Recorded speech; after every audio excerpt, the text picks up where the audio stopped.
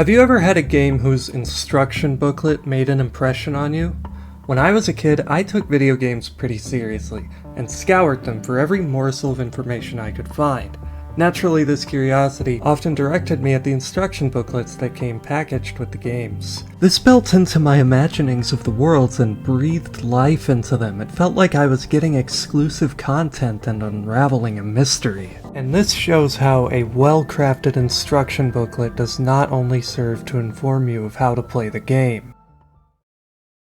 For much of gaming history, instruction booklets were considered an essential part of the game, and significant effort went into making some of them. These manuals would of course have the obvious advice, but also things like unique artwork never seen anywhere else or information on the game's story.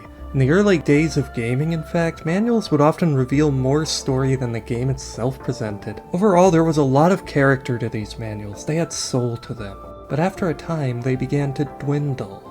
Manuals began to take on a trend of lower quality and effort, culminating at a point where fewer and fewer games released with booklets accompanying them at all.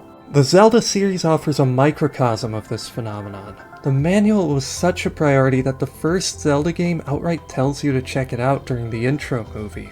And just look at the care put into that manual. It's full of original illustrations, and the text exudes so much personality. It's fun to read, and the drawings give a lot of character to Link, the monsters, the environment, in such a way that was impossible with the NES-era pixelated form that everything appears as in-game.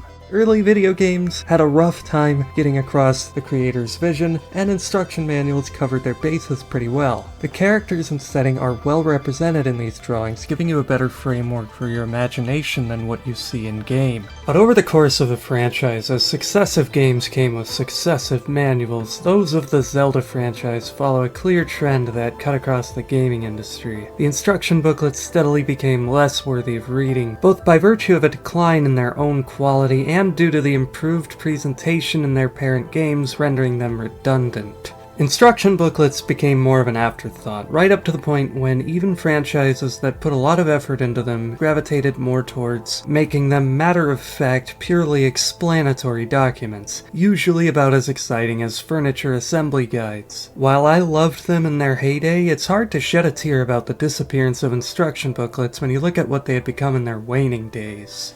Do you want your primer for your magical journey to be a bland PowerPoint presentation, or do you want it to have whimsy and vigor, to get you in the mindset to set out on this adventure? Look at the manual for the early games in any long-lasting series from any game that ever had a good manual, and compare it to the manuals of its sequels, and you'll probably see a substantial decline, followed by a total abandonment of the instruction booklet.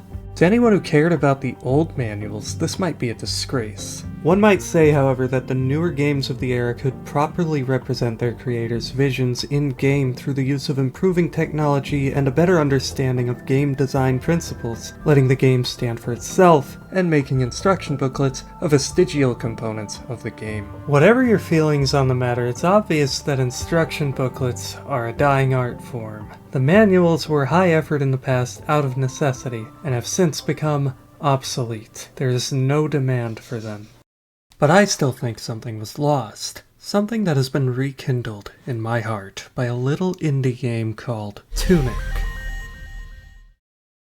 On the surface, Tunic's art style may make the game seem cutesy and simplistic, but this conceals the game's great depth. It achieves this depth thanks in large part to a cleverly implemented in-game instruction booklet, accessible from the press of a button. You have no fairy companion in Tunic, and any kind of dialogue from signs or NPCs is rare and usually foreign to you. You begin isolated and without guidance. But before long, you discover the manual, which, while inscrutable at times, is a true friend. It offers advice on basic gameplay information as you'd expect, but it's also crucial to solving many of the trickier obstacles in the game. What really won me over, however, is how it bears that charm that distinguished the more memorable instruction booklets back in the day. It's not just a guidebook, it has story details, it has unique artwork, it has character to it. Like the instruction manuals of yore, it's a high-effort product. The manual is a treat in and of itself for how reminiscent it is of what has for so long felt forgotten, and it's brilliantly intertwined with your journey.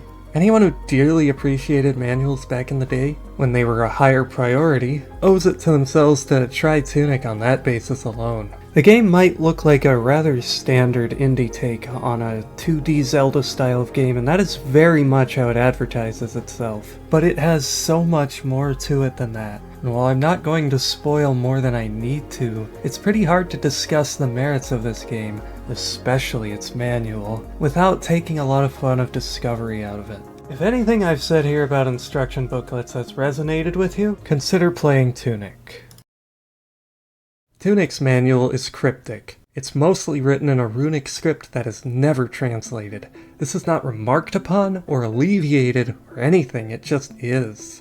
An obvious analog is Link to the Past, where you find ancient Hylian script in certain areas and you must find a book that translates it for you to progress. But in Tunic, you never stumble upon a means of translation. The whole time it just feels like you got the manual in the wrong language, and so you do what you can with what you have. The information being delivered in this Runic script evokes a feeling like reading through a manual and playing a game both in an unfamiliar language.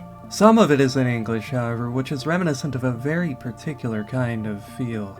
A lot of Japanese games like to randomly pepper English text among their own script, and this can make for an interesting read because it gives you a partial understanding of what's being discussed, but leaving you to speculate on the rest. Another common way to arrive at that level of partial comprehension is to play these games while young enough to not really have a developed vocabulary, but still being generally able to read. I vividly remember playing some games whose stories were told primarily through text, and without voiced dialogue, in some cases before I knew how to read, in others before I knew how to read very well. And at that point I could vaguely understand what was happening through gameplay, but the actual text in these games was left inaccessible to me, which abstracted things beyond the developer's intentions, leaving my imagination to carry a lot of weight. This didn't necessarily make the games worse, even though I was missing out on the story. There was a certain beauty to my strange, misguided interpretations of relatively simple stories, the kinds of ideas that only a child can come up with. And it meant that as I grew up and learned how to understand what the games were actually saying, these once familiar games came into a new light. It's an unintentional but interesting way to engage with a story that's unique to video games. Tunic's manual deliberately inspires a similar mindset even in an adult player by having this mysterious Runic script, which some have dubbed Tunic, as the prevalent form of text, but it's interspersed with handy illustrations and just enough English text to reveal the necessary information while obfuscating the rest to all but the most committed players. This game perfectly imparts that particular nostalgic sentimentality onto the player, of finding something too advanced or foreign to read, but trying to utilize what you can to make sense of things to the best of your ability all the same. And that's the beauty of Tunic, which also doubles as a fun linguistic metagame for those interested in such a thing. You can decipher Tunic by looking for contextual hints. Eventually I was able to translate it, but I'll restrain myself from explaining how. It was a lot of fun though, and entirely self-initiated, not prompted by the game. Figuring out the code here allows you to learn a lot about what's been happening around you, demystifying certain events of the game's story. In some cases they hint to a darker nature in situations that appear innocent on the surface. You've probably seen warning labels before you know how to read, and you might have wondered, what could it say? Is that label on your favorite toy a fun little description of the adventures this character's been on? Oh, it's a choking hazard warning. There's almost a sense of cosmic betrayal with that sort of realization, and let's just say Tunic has its own brand of warning labels. There are some strange twists in Tunic that are completely hidden behind the language barrier, where the most innocuous looking things are far different than one would presume. Sometimes it gets more dark than you'd expect from a game that looks like this. Other times, things are just more complicated. But in any case, things in Tunic are often quite different from how they appear on the surface. Why do you think we see pictures of our fox protagonist portrayed in areas he's never been to? The stark difference in how you might perceive a game pre- and post-literacy is a subject I haven't thought about in a very long time, but can certainly relate to upon reflection, and it's a concept I believe the developer deliberately invoked. Dealing with Tunic made me feel lost in a way that other games have not, as if I was playing as a foreigner in a strange land or a lost child, rather than the confident and powerful adventurer I usually feel accustomed to thinking of my character as in these games. Runic does appear in puzzles, but if that sounds off-putting, you won't have to go as far as to fully decrypt it even for most of the secret content. I commend the language metagame, because I had fun filling out a whole page full of runic scribbles transcribed from the manual and various signs as I was trying to figure it out. Not many games have caused me to reach for a pencil. And I felt respected as a player for being offered such an interesting and different type of challenge. And I only realized that it was a good idea to try my hand at translating the language when it really set in that I was not going to find an auto-translating book. The game never put the challenge upon me. Progress in Tunic isn't just about collecting things and going to new places, it's also about the player's comprehension of the game. Lack of knowledge is just as much of an impediment to progress as a locked door or an obstacle requiring a specific item, and nothing highlights this like the fact that you can advance your ability to progress without even playing the game, but by stepping away and taking up pen and paper to decipher its language. Most other games with their fantasy languages just don't compare. And so Runic has an important role. It demonstrates an underlying theme that is core to the game, and the manual's role within it, the power of knowledge alone. It is both highly useful and greatly enlightening to simply be able to properly read in this mysterious world, and once you've learned Runic, your perception of the game will be forever changed because of how it affects both the gameplay and your understanding of the story. And learning Runic isn't the only time such a perspective shift will occur. Due to the overall role knowledge plays in Tunic, it will never be the same game once you unravel its greatest secrets, in much the same way you can never again experience a game as you might have if you played it when you were young and not yet able to read. The instruction booklet hides its secrets in more ways than just Runic, that's just the most obvious. It also comes with a layer of subtlety that makes it cryptic in more than just a literal sense. Even when you see English text or pictures, there's always another layer where you still have to connect the dots. The mystery is everywhere. I want to take a moment to emphasize that the instruction booklet is, in fact, a useful companion to begin with, and not something that exists purely to confound the player. Tunic's world is esoteric. There are tricks laying everywhere, and you receive little outside help. You'll become lost, and oftentimes you are not given explicit hints as to where to go. And this game even uses trickery on a meta level. There are puzzles hidden in the user interface. Nowhere is safe. However, the manual is a tremendous help. With so many puzzles out to get you, it would be very difficult to beat the game without the instruction booklet. Maybe impossible unless you got incredibly lucky, simply because there are actions you would never think to try without the hints it gives. And it isn't just about solving puzzles. The manual also does a good job telling you what areas are a good idea to go to at what stage in the game, so you don't wander into the dark without a lantern, or try to fight a challenging boss before leveling up adequately. The game has an open-ended design where if you get stuck because you didn't understand some hidden mechanic or find a certain essential item, or fail to realize an area is too hard and you should just come back later, there's a page that will help you realize this. Sometimes you may not need that page, but the safety net is there. The critical concepts are laid out repeatedly. As long as you don't ignore any pages within your means to collect, you should be okay if you're patient enough to pay attention to what the booklet is telling you. This goes not only for gameplay, but also for the story. You can paint an incomplete picture of what's happening without learning Runic or anything, or you can go the extra mile and look a little deeper. Everything essential for baseline game completion and basic story comprehension is manageable, although sometimes still a bit tricky. It only gets really crazy with the optional secrets and hidden lore, which is, of course, the best part of the game. And that is where even the instruction booklet does not offer total respite from the secrecy. It's replete with the stuff. If you think there's an innocuous gameplay screenshot on the screen right now that doesn't show you anything important, think again.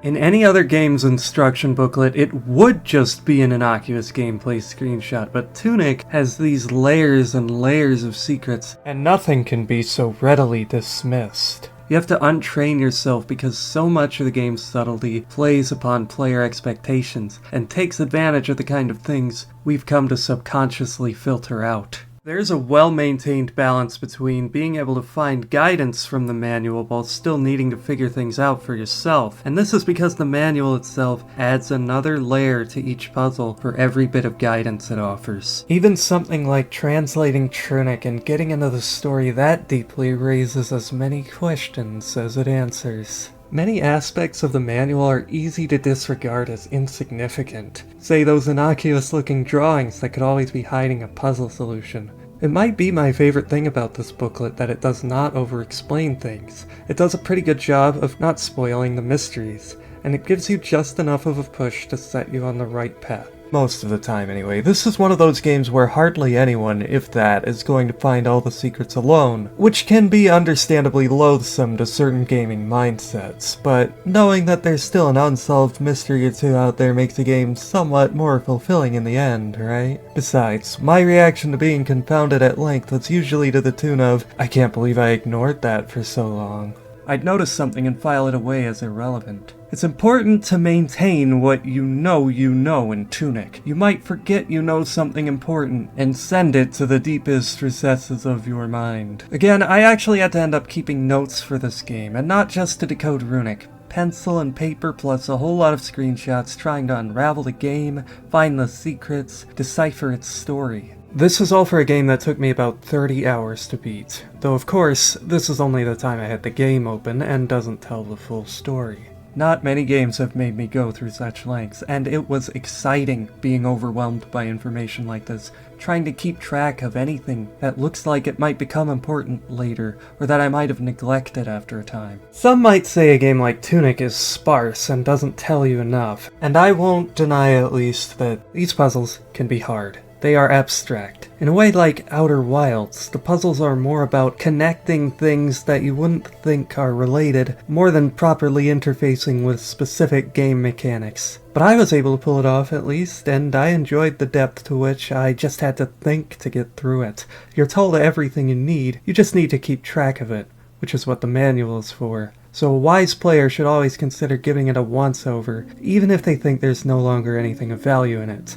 I've said before how your perception of the entire game can change, and that happens continuously. You never know what secrets might have unexpectedly become blindingly obvious to you after what you've come to see. That's the real puzzle, recalling information at the right time and knowing what's worth a second look once you've attained more knowledge. Your first instinct is not to take a second look at the basic controls section of your booklet after all, but everything in Tunic has its place, and when it comes to the manual, even the smallest things will have enduring relevance. The game doesn't shove the relevant pages of the manual in your face when they become important. It's left up to the player to patiently sift through the pages to find the pertinent information. Most of the puzzles in Tunic are not that difficult once you realize they exist, but entire puzzles are rather easy to overlook if you're stuck in the mindset of seeing this as a straightforward 2D Zelda game. And the manual will often guide you to these puzzles, so looking at pages can be just as important as, and far less time-consuming than, exploring your environment. You never know what random page could have a puzzle staring you in the face. The result of this unique flavor of trickery in Tunic's instruction booklet means that it avoids some of the pitfalls of other manuals. Some games have their instruction booklets go as far as to ruin surprises, spoiling the opportunity to go through the fun process of learning things for yourself. The general subtlety of Tunic's manual is critically important to making the manual build into the gameplay rather than detracting from it. If it had been straightforward, it would have made the game boring, like following a video guide every single step of the way. And when it comes to puzzle-based gameplay, you're barely experiencing the game if you get that much help. It's telling that in a world as tricky and confusing as Tunic's, this instruction booklet and all the puzzles and mysteries therein stands out as the most straightforward and elucidating thing you can find. As a side note, I really adore how much of the artwork features your character sitting there thinking, including one of him doing so manual in hand. You really start to identify with him after a while. They knew what they were doing. Tunic embraces the old-school game design philosophy of dumping you out on your own with little immediate explanation and expecting you to put things together by yourself and read the manual if you can't figure it out. Except the manual is not simply granted to you. It's something you have to assemble yourself by exploring the world you're dumped in. The game being carefully designed so the pages you find are breadcrumbs properly laid out to lead you to the next goal and help you along the way. You have a tiny trickle of information given to you, page by page, with the usefulness of these pages not always being obvious. A map's utility is readily apparent, but some pages may not apply to your current situation and could end up forgotten by the time they're useful. And other pages can be difficult to interpret, but make perfect sense once you relate them to the matter at hand. More than once I'd abandoned a seemingly insurmountable obstacle only to find a page that offered a hint at how to negotiate it. Besides a lack of knowledge, there'd been nothing stopping me from doing so all along. There's no skill check, only an advancement in understanding. There's a sense of progression with the manual because knowledge is such a valuable commodity in Tunic that merely the information you glean from a page can be more useful in exploration than a key or a tool that allows you to access new areas. There are some pages that you simply cannot do without. That the knowledge on these pages is often enigmatic makes it feel satisfying to actually make use of it. Finding the pages is only half the battle. And since the knowledge is granted slowly over the course of the game, there are allowed many opportunities for discovery and surprises. This makes pages an exciting and interesting reward. Finishing the book is a fulfilling goal to build towards in and of itself, as its usefulness will become obvious sooner or later. And all the while you're left to wonder what's on the pages before, between, and after the ones you've already claimed. And whenever you see an unclaimed page, you don't yet know what it could be. Is it a map? A hint? Will that page advance your playthrough or help you unravel the story? There's also artwork to lend some character to the world, and while not exactly practical, it's still a cool thing to come across. But the most important thing is that the information on certain pages can be a major breakthrough in progressing through the game. It's rare for knowledge alone to be so valuable in games, both in the sense that the player will want to find it, and that it can be, for a first playthrough anyway, essentially mandatory. This makes Tunic an unforgettable experience, at least if you're wise enough not to take to the internet to figure out how to get through everything. The manual also adds a fun new dimension to the gameplay, in that pages may contain hints that allow you to understand some other page, and it's common for pages to guide you to other pages. This makes engaging with the manual feel like you're playing a game within a game, exploring a world hidden in plain sight. There's some incredible creativity in this booklet side game, and the way that it intersects with the overall game is amazing. And the culmination is when you realize that the pages themselves are actually the foundation of a massive puzzle spanning your entire playthrough, and the reward for finishing it is, well, it provides an outcome that anyone harboring nostalgia for instruction booklets owes it to themselves to see. If this sounds tiresome, like maybe these pages are overemphasized, well, for me the contents of the booklet being so endearing and useful meant it never got on my nerves. Pages never stopped being cool. They're certainly better than collecting medallions or something. They're not mere plot tokens, they're fun on their own. And there is more importance to them than you'd initially suspect. Thus the manual and each of its pages cannot be taken lightly. Not only is the manual your guide in this mysterious world, it's also crucial to certain story developments, lending it a greater narrative significance. Adding to this narrative significance is that you've inherited this book from some kind of predecessor. That is, the one who scribbled all across it. And so it feels like a guidebook passed down by an ancestor, or like getting a used game cartridge and seeing the former owner's save files if you prefer. Either way, it makes the book feel more personal than something fresh printed. Like an actual thing with a history that tells a story instead of an e-manual that you just downloaded. Furthering this is that it has telltale signs of wear like creases, smudges, tears, marks, and such. The kinds of things you would see in a manual entrusted to a young person who treasured it, but isn't necessarily mature enough to treat it responsibly. You can tell from how beat up and weathered this manual is that it meant a lot to someone. The manual thereby takes on an important role in the story as both a provider of knowledge and a reminder of the past. This narrative significance also brings Tunic's underlying theme, the power of knowledge, into the forefront. Once your booklet is fully assembled, sharing your knowledge changes everything. It seems fitting that just as instruction booklets are falling out of fashion, on their way to becoming a forgotten relic of the past, Tunic has you exploring ancient ruins wherein the most valuable artifacts are pieces of the game's own instruction booklet. The most interesting thing about the page collecting journey is that the importance of the manual comes as a total surprise. The pages you find don't seem like that big of a deal at first. It's not like anyone tells you that picking them all up is a good idea. They're very understated in their importance. You only realize how much you want to find more pages in hindsight after you consider how valuable they've ended up being. And when you get page numbers that are so far apart, a mystique starts to build up about the ones between, and you start dying to know what could be on them, especially if you're missing half of a picture that spans both pages. I mentioned that I always liked instruction booklets, so this thing had me at the first page I found, but that gradually increasing desire I felt to finish the manual as the fewer and fewer missing pages captured my imagination. And it dawned on me how much one page could mean. Is one of those little things that makes me wish I could play a game for the first time again.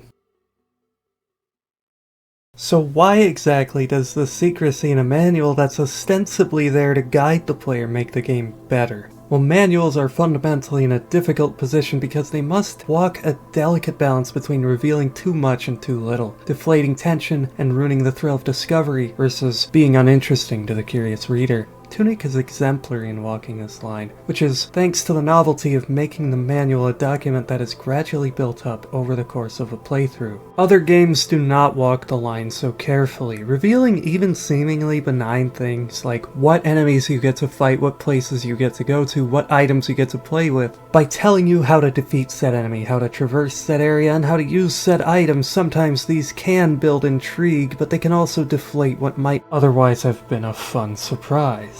It's less interesting to open a box than find something you already knew would be in the game. Tunic, on the other hand, blew me away when I got its most surprising item. You know, that weapon. Anyway, besides spoiling discoveries like items, a manual might also tell you how to solve a puzzle before you ever had a chance to engage with it yourself. And while instruction booklets are made more memorable by adding supplementary information, this can also hinder the carefully constructed mystique that a game itself might have built up. The worst case scenario might be that they can give away a plot twist by detailing something you wouldn't know about until halfway through the game, say, by telling you how to fight an enemy that you think is on your side, or just carelessly showing a gameplay screenshot of the player fighting such an enemy, and suddenly, the manual is, even if in a small way, to the detriment of its parent game. A fate that Tunic had to avoid with its manual being so inextricably linked to the rest of the game. It's always been that there was a balance where the cost of a nice, robust manual that's worth reading is the game showing you what's up its sleeve, but Tunic has taken a different path, and it got the best of both worlds, gracefully avoiding all of the trade-offs. The manual never dampers the experience with these kinds of spoilers, and yet it remains continually interesting over a playthrough. This is where all these elements come together to create an absolutely brilliant manual. When a puzzle is tied into Tunic's manual, the solution is still earned due to that sense of subtlety. The manual will not hold your hand, only help you find the next step instead of solving the puzzle for you. The drip feed of information coming page by page ensures nothing is revealed through the manual prematurely, and a lot of the explanatory text being in Runic means that while there's still plenty to learn after the fact, giving you that robust batch of information, it doesn't come at the cost of the initial thrill of discovery that makes this game so great. And so Tunic conquered an inherent shortcoming of the instruction booklet format. The evolving manual, growing in pages just as your inventory grows in items, and your comprehension of the game increases, is much more of a deliberate and engaging player experience than an accompanying booklet could ever be.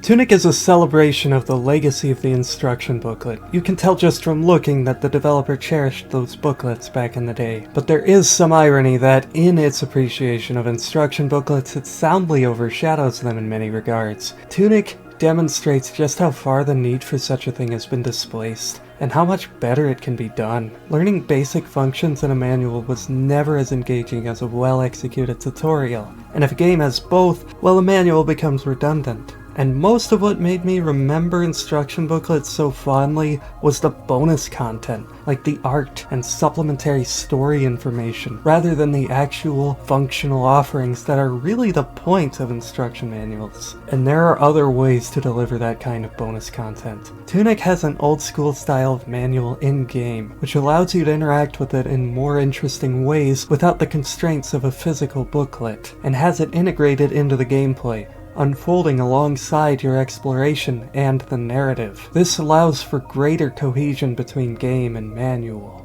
As much as I love instruction booklets, they had a slew of issues that ultimately made them not really worth reading to most people, at worst being outright detrimental to the game experience. Tunic lacks that sort of dissonance because the manual and the game were designed in tandem, so there's a harmony. And therein lies the paradox of Tunic's instruction booklet. While the booklet can certainly make one feel nostalgic, the fact that it's part of this greater cohesive experience, a crucial game mechanic, rather than a mere supplemental item, puts into perspective the inherent weaknesses of the very instruction booklets that Tunic bears such reverence towards. While there are some instruction booklets I truly adore, I certainly can't say that even the best of them enriched their parent game experience in the same way Tunic's has, despite how much it celebrates their legacy. And I have to mention that the physical release of Tunic comes with a printout of the in-game booklet that includes a spoiler warning and encourages you to look only at the pages you have found in-game, or to do a quick flip through without paying sufficient attention to spoil the game for yourself.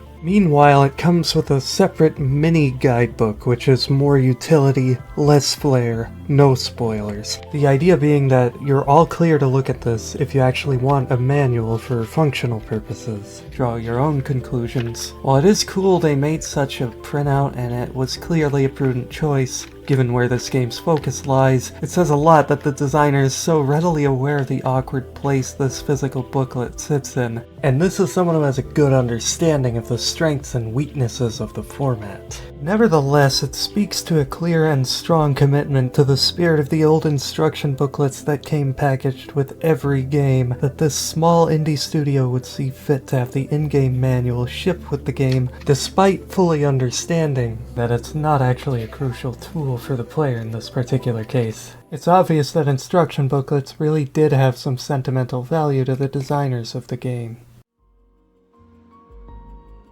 Tunic's manual instilled a unique sense of wonder in me during my playthrough, especially as someone who used to be so fascinated by game manuals. The game certainly felt like it was made by someone who could relate to that fascination. And I'm grateful that someone saw fit to impart such a feeling upon others. I spent hours poring over this manual, and it was far more compelling than it might sound. It reminded me of a different time. Tunic's manual evokes a feeling of nostalgia, bringing forth memories I hadn't considered in a long time, but which are nevertheless dear to me. But Tunic may be something of a swan song for instruction booklets. It taps into a nostalgia base that won't really be relevant for much longer. Even in their heyday, not many people really read instruction booklets, and in the grand scheme of things, the age of instruction booklets was brief. Few bothered to delve into them, and even fewer could properly appreciate them at the time. But for those of us that experienced it, Tunic gives us a chance at remembrance, to better cherish those memories. It was wonderful to get such a thing as part of the unique experience that Tunic offers.